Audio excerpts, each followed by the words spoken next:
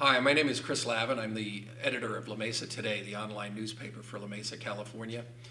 It's election time and we're heading into the final few days. We thought we'd sit down with the mayoral candidates.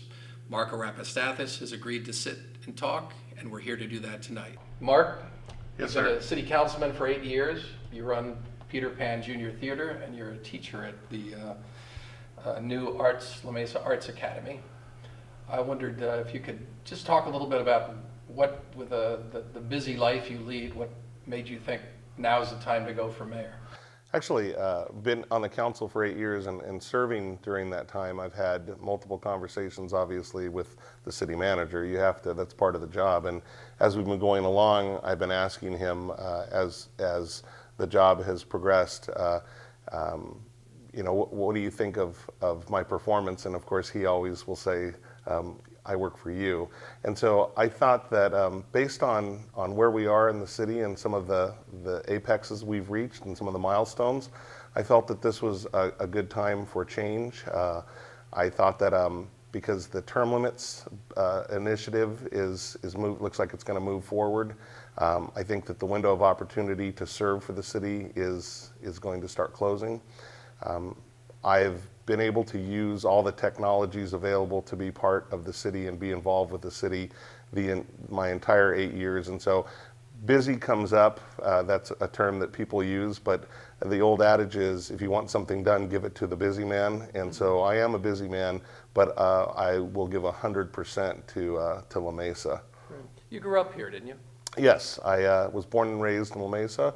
I went to Lemon Avenue Elementary School and attended La Mesa Middle School and Helix High School, and have served the community as a philanthropist, either with the Key Club. I've also been a person that has worked here in La Mesa. I worked at Gemco, now it's the Vons. I also had a paper route, so I know the streets of La Mesa very well. And you went into education. You have a doctorate. Yes, sir.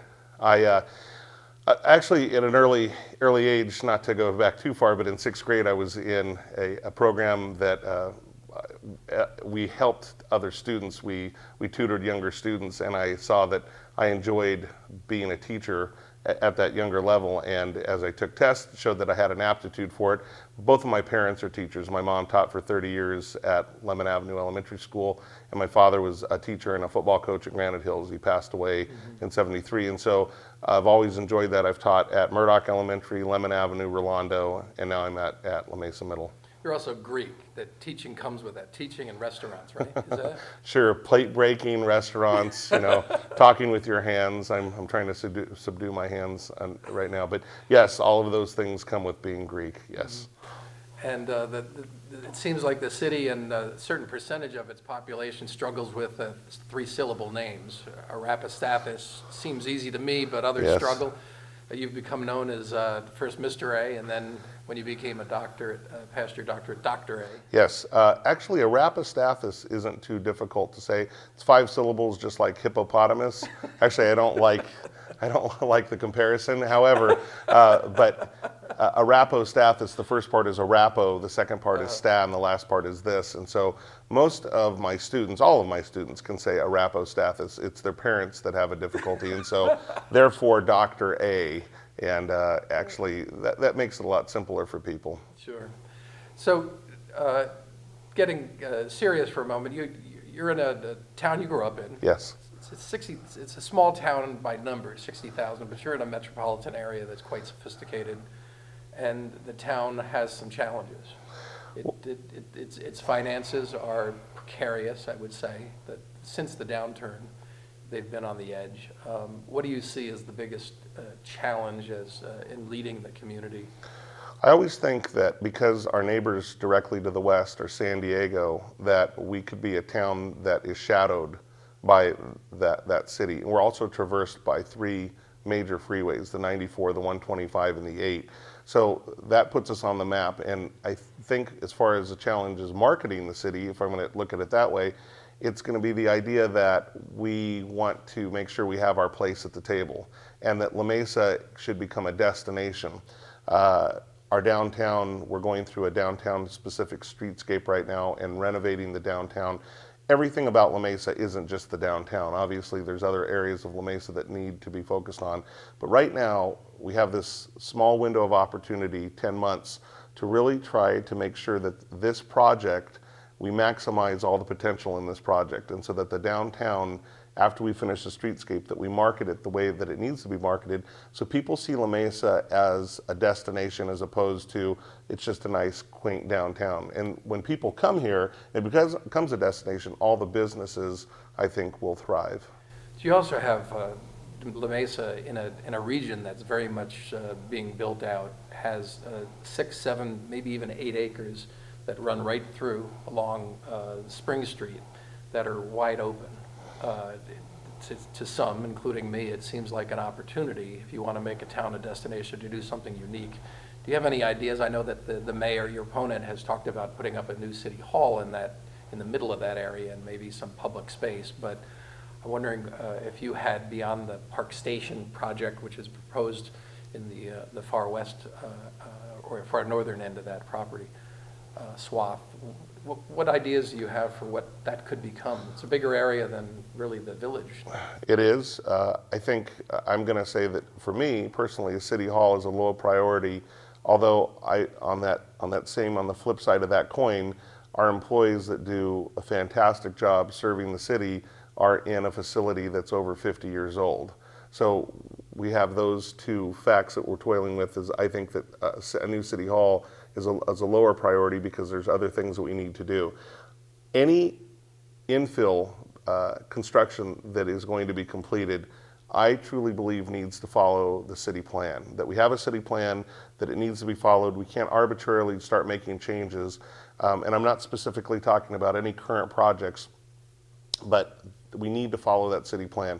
Over and over again, that's what I'm hearing from citizens. I've been to 23 different group meetings where there's anywhere from 15 to 60 people and we're talking, and of course, people are a little weary of change, but mostly if change does occur and there are new buildings and there is new construction, they want to see that it follows the guidelines that the city has laid out in the city plan and that we don't arbitrarily start making vast changes and so La Mesa doesn't look like La Mesa anymore. Sure, so that's what we know what we don't want, but what could go in there? What's the distinguishing potential for an area like that would distinguish the town? Is Disneyland, old time America? A new Charger Stadium. I think I said at one of the meetings that someone had told me they had heard a new Charger Stadium was going in at a Grossmont Center. Not true. I see as the Civic Center is being renovated that we look at the construction of the library and the police station, the fire station, and something that fits into there. When we built the new library for the county, we took away one feature that was part of that for a long time that did bring people to La Mesa, and it did presented an opportunity to have the center of town, and that was a local theater. It doesn't always have to be a theater, but a gathering point.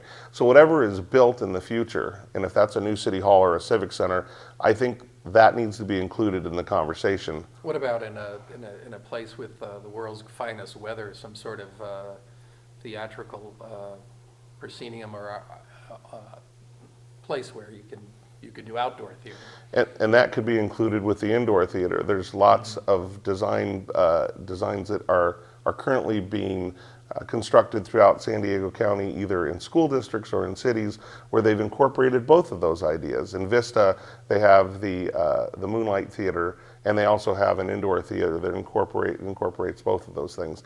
It's not just the theater. I think that if we had a central gathering place that the citizens saw as it was distinguished as that, we would get people coming from other regions to come and spend their money in La Mesa. That's not the number one goal, but it would help our economy. Mm-hmm. So the drift to chickens in your backyard and horses on the hillside and the keep it under 4 stories is Mayberry, RFD. Is that where we're sticking with that? I think personally, as a citizen, before serving on the council, the idea that we're progressing into the 21st century, but we still have a small town feel. And I think both of those things can coexist quite easily, actually. And you don't need to absolutely throw one away and to achieve the other. Having the chickens and that debate came up, and someone talked to me about that, and I was for it, because I feel that the people that were going to want to have chickens and raise chickens were moving in that direction anyways, and it wasn't an overwhelming number that it was going to overwhelm the staff. And it also is not a number so big that it envelops the city and we become a rural community. I think that we're still a metropolitan, like you said. When I'm talking about La Mesa to my friends to the north, and they say, "Where is La Mesa?" It's near Arizona, right? I said, "No, it's right near San Diego State." And so there's a geographical location people can understand where we sit. To achieve those things, we're going to have to invite other businesses that are thriving in other parts of the county. Perfect example is when the Cohen family, the restaurateurs, brought in Bobo. That opened the door, and I think we're having other restaurants and other businesses that are thriving in other metropolitan cities, peeking into La Mesa and seen as an option to come and find a home here. I've now waited several minutes to get into this, so they can't accuse the media of being negative. But the last couple of years, city council in this small town has been kind of a contentious place. There's been sort of some angst expressed between council members and sort of changing of the guard in some ways. You, I would describe as probably the quietest person on the council. You speak less frequently than most people. Is that because you see a lesser role for council, or just your approach to government? Just the opposite. I think the council in La Mesa is 5 members. I think the mayor chairs the meeting and needs to set the direction for the meeting, and also needs to be the moderator of the meeting per the way that the city is set up. And past the mayor would be the city attorney if there's any type of conflict. But I think all 5 members of the council need to feel equal, and maybe we could say that the mayor is first among equals. And so when we're out in the community, I feel that in my 8 years that the other members of the council have been overshadowed, and that's not anyone's fault, but if I'm the mayor, what I would like to do is push the other council members forward so that the people of the city, the 58,000 plus people, can see that there's not just one person they need to talk to. You don't just have to talk to the mayor, whoever that person is, he or she. You can talk to any 5 of the council members, and whatever your concern or compliment is going to be addressed and be brought forth to the city. The other point that I'd like to address is what you were talking about are personalities. And I feel that I have the skills to try to unify people. I'm not going to see eye to eye with everyone, and we're not always going to agree, but we should be able to leave the council chambers and not have some feel that there's a vendetta against us, either council member to council member, mayor to council member, whatever the case may be. Your opponent's been mayor for almost, or in public life here, for almost half the length of the city's history, and you've chosen to take him on and give people a choice this year. On the other hand, you've, in your almost 30 years in theater and teaching, and your life in town here from a pretty young man, you have a long history as well. Do you see this as a daunting task to take on somebody who's been here this long? Well, I went into it eyes wide open and being completely positive through the entire process. And I do see it as offering a choice, not to attack another person, but to say, these are my qualifications. I'm not going to speak about my opponent's qualifications or shortcomings or any of the other things. I'm just going to give that a choice to the people that are voting in La Mesa. Offering the community a choice, I didn't feel that I was trying to beat anyone else. I was putting my name up there, and if people wanted to choose me based on my qualifications, that's fine. If they felt that they wanted to choose Mr. Madrid, I was fine with that too. Now, if I was Art Madrid, I'd say, listen, I've been here doing this for a long time. The city's in good shape. Finances are a little thin, but that's part of the national economy. People like this town, and who more than me is responsible for where we've gotten than somebody who's been sitting in the mayor's chair, showing up for meeting after meeting, meeting with the people for more than 3 decades. Why now? Because I think that if you're going to have a change, it needs to be a person that is a strong leader, and I see myself as a strong leader. And if this doesn't happen now, I might not be in a place where I'm going to run in four more years. And I don't know who's waiting to take the mantle. And so I put my hat in the ring and I accepted the challenge to run for this position because I'm looking to the future, not just for the next 4 years, but for the next 12 years. And to have someone that understands the city and has been working with the staff and been working with the people for the past 30 years, as I have, I know what some of the situations and most of what the challenges are of the city. If it's not going to be me, I don't see anyone else waiting to step up.